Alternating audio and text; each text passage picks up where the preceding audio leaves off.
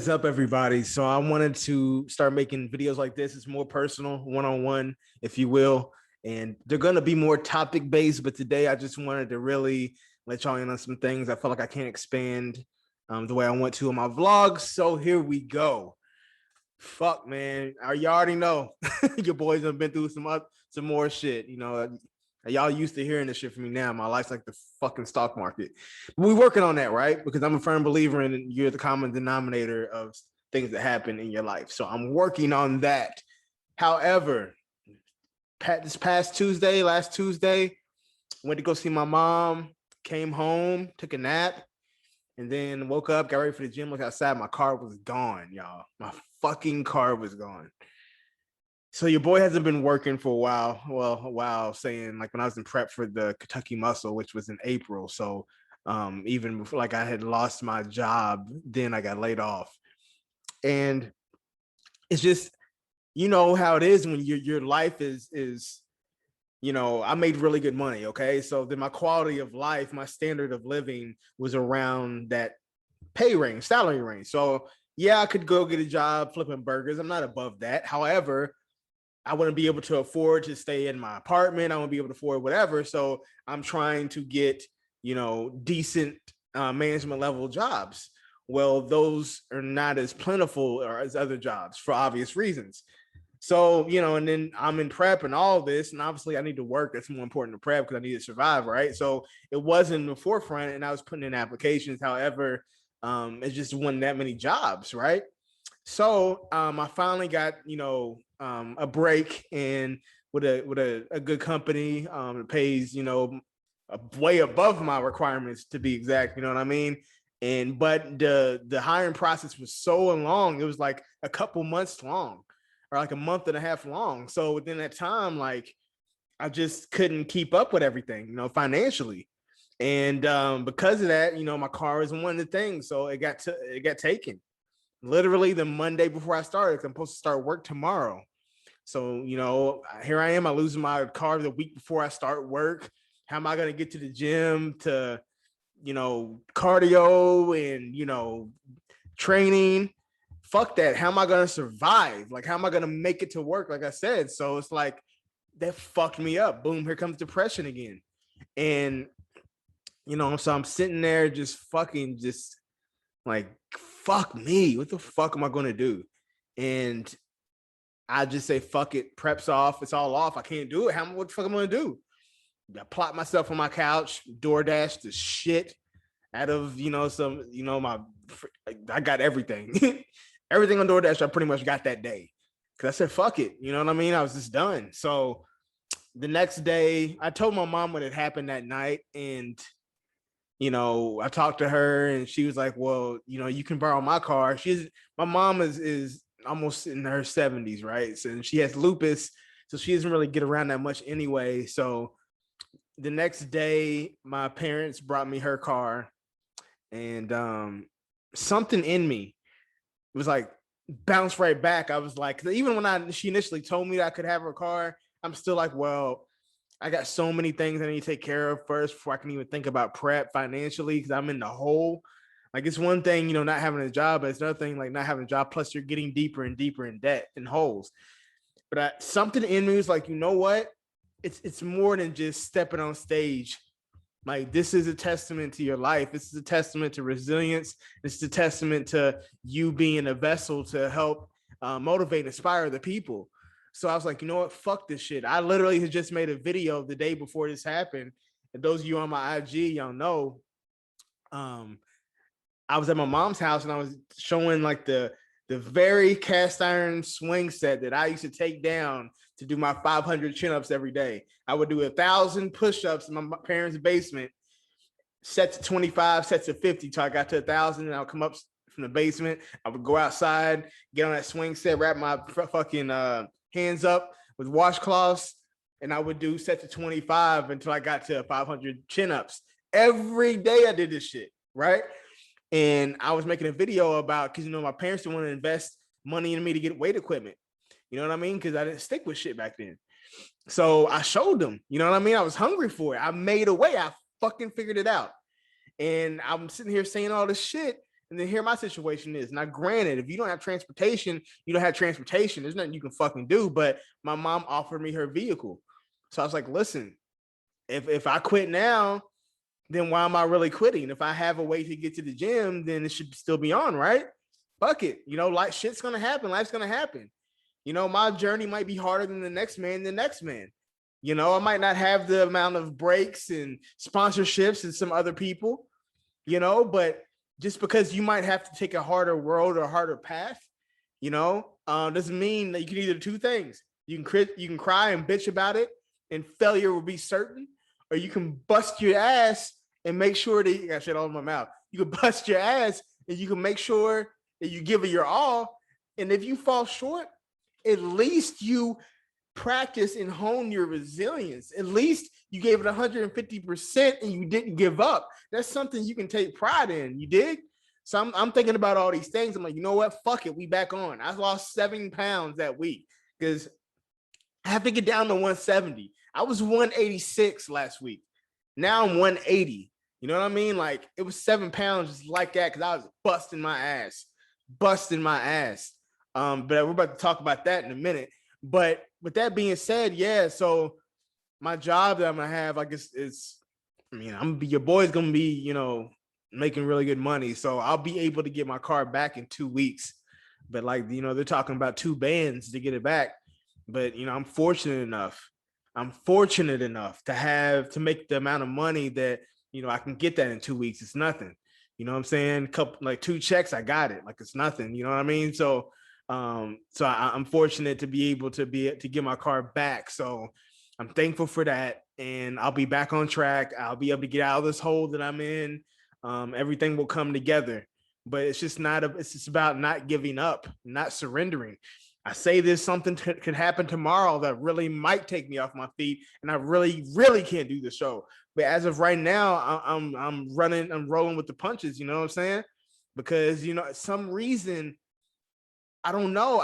Something in me just would not let me quit.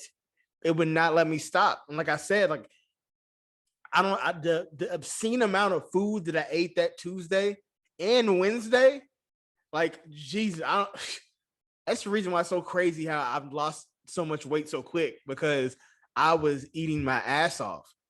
And you know, so segue past that, prep went the off season went too good, because I got up to 186, but that's pretty much the heaviest I've ever been in my life, off season considering. And I still had my abs. I still had separation in my legs at 186. It's like, oh shit, I have to get down to 170. That's tough, you know? And I mean, obviously I'm not show ready. I have weight to lose. I have water and a little bit of fat to lose. But fuck, I've never in any prep that I've ever been in lost more than 12 pounds. But arguably, I've never nailed my conditioning.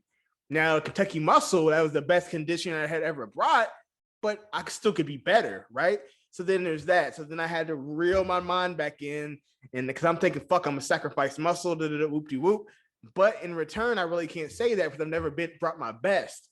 So who's to say that I can't be 168 and just be inside out peeled and then fill back out, you know what I'm saying, after weigh-ins and look like a fucking monster, right? So again, I'm just gonna keep on rolling with the punches.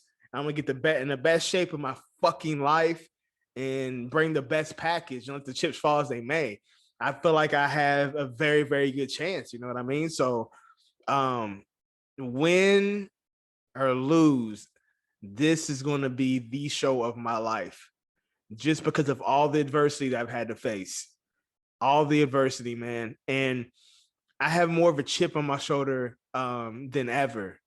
And this is me being transparent with y'all, keeping it real, man. So I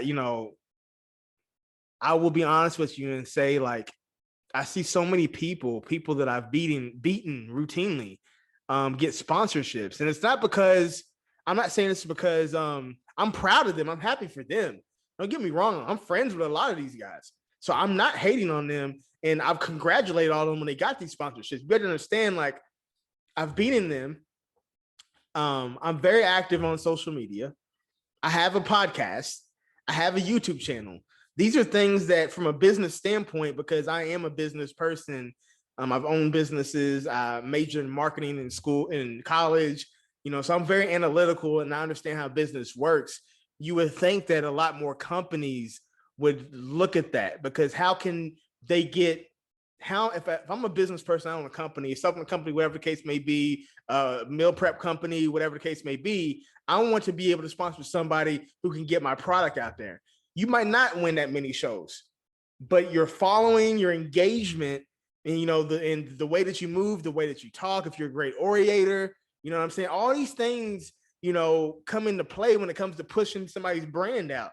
So you would think that you would look for somebody who is a multifaceted individual on multiple platforms, a great orator, and you know what I'm saying, somebody who speaks to their audience, you know what I mean? Things like that. But listen, I've always been an underdog in everything that I've done in life, sports and in school, you know what I'm saying? This life in general. And yes, I've always had a chip on my shoulder, but because of that, that's the reason why I've gotten to the point that I am today in my physique and in my career. I didn't graduate college. I have pretty much an executive level position, but I fucking bit and chewed and fought and struggled to get to where I'm at, to that position, because all the odds were against me. You know what I mean? But I still made it through. And I'm going to do the same thing with this, because usually when some doors are closed, that's because there's a bigger, better door waiting to be open for you. And I recognize that. So I know my time is coming. It's just a matter of being consistent, being patient, most importantly, you know what I'm saying, and staying true to who you are. Like, I'm not on the local scene like that. People will tell you, I don't go rub elbows for the sake of doing it to try to have any type of gain. I don't do any of that. I'm just a very genuine, no bullshit type of individual. I can't fake it. I can't. So that's the reason why, locally, you don't see my face out there a lot. It wasn't until like the posing clinic at before the Kentucky Muscle, people were like, oh shit, who's this kid? I've been here for years. I've been doing this shit since 2002. I've been doing this shit longer than the majority of people locally, like if not almost all of them. You know what I'm saying? But I stayed to myself, except for on here, right? So again, it's just a lesson. Everything is a lesson in life.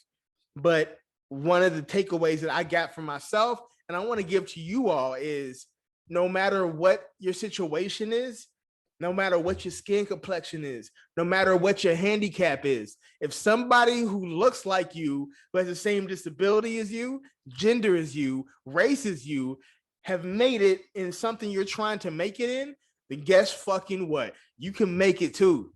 Real fucking talk. Just keep your head down and grind. Don't worry about what this person's doing or what this person is getting. I'm guilty of that. I'll admit that. But then I have to come back and be like, yo, fuck what they're doing. This is your journey.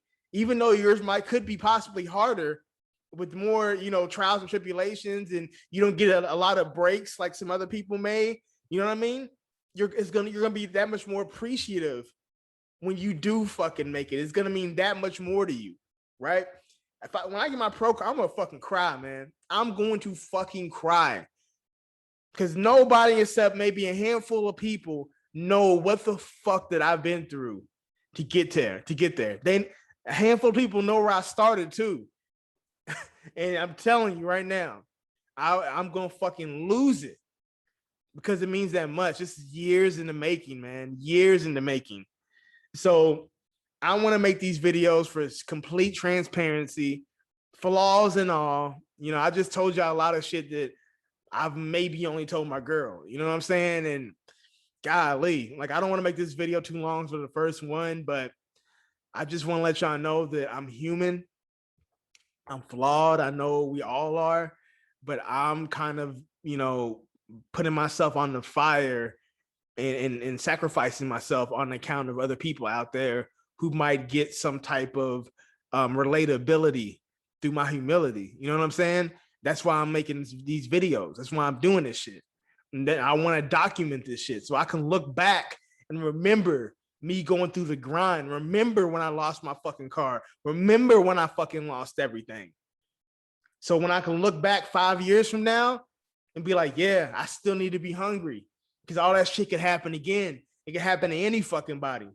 You know what I mean? So listen, I want y'all to be able to learn and prosper through my pain. And that's what Transcend Your Kingdom, my brand. You know what I'm saying? That's what the shit stands for. And that's what I'm doing with making these videos, these vlogs, all that shit. Is transcending your fucking kingdom. Because one thing you can expect is for me to be 110% authentically me, for the good and for the bad. I challenge y'all to do the same. I challenge y'all to be y'all's most unapologetically yourself. And I'm gonna leave you on that note, and I'm gonna say one more thing, and that's always make your next move your motherfucking best move and transcend your kingdom. And we out.